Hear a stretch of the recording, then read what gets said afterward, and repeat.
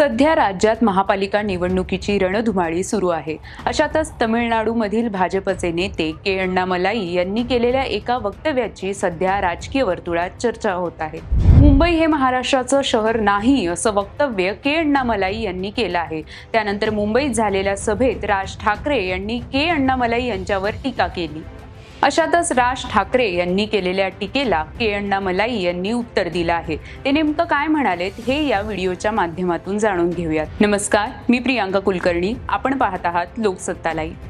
मुंबई हे महाराष्ट्राचं शहर नाही, हे आंतरराष्ट्रीय शहर आहे असं वक्तव्य के अण्णामलाई यांनी केलं आहे। It's very clear people want a triple engine government. If you look at Chennai, it is DMK at the top, BJP. Bangalore, Congress, BJP. Hyderabad, Congress, BJP.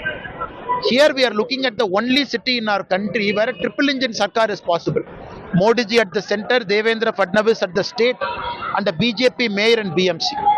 Because Bombay is not a Maharashtra city, it is an international city. And this city has got a budget of 75,000 crore, not a small money. Chennai's budget is 8,000 crore. Bangalore is 19,000 crore.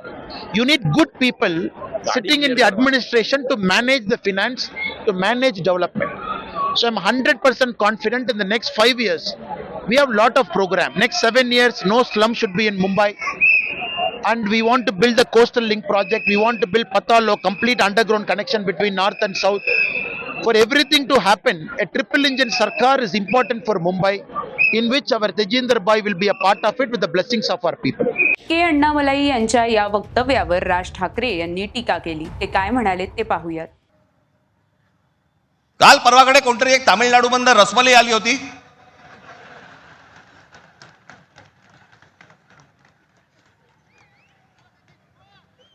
तो सांगतो मुंबईचा आणि म्हणजे महाराष्ट्राचा संबंध काय?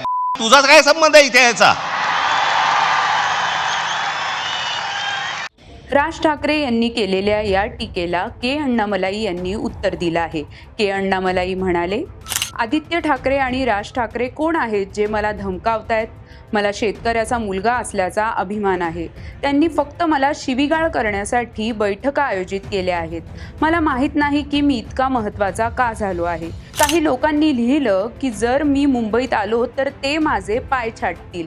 मी मुंबईला येतोय, माझे पाय छाटून दाखवा। जर मला अशा धमक्यांची भीती असती तर मी माझ्या गावातच राहिलो असतो। आता राज ठाकरे यांच्या टीकेला के अण्णामलाई यांनी दिलेल्या या उत्तरावर मनसे आणि ठाकरे गटाचे नेते काय प्रतिक्रिया देणार याकडे अनेकांचे लक्ष लागले आहे।